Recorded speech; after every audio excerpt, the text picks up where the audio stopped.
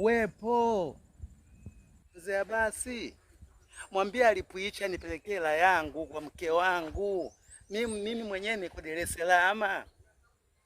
Ndio, mwambie direkta mkubwa wa Mtwara Mikindani pesa yake amesema unipe mimi niipeleke kwa mkewe, au yeye apeleke kwa mke wangu pale.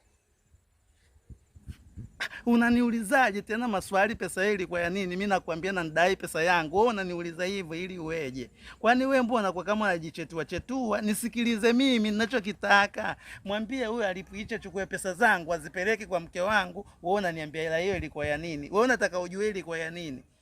Tulifanyaga mipango sisi tukapata ile pesa. Ndo nataka nipeleke pale nyumbani.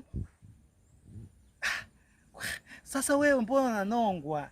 Pesa mimi ndo nadai yeye. Wewe nimekuambia umwambie tu. Swala kufanya kumwambia wewe itakuwa na uzito. Atakusikiliza na wewe Mzee basi usiwe na nongwa. Mbona wewe unanahau siku hizi?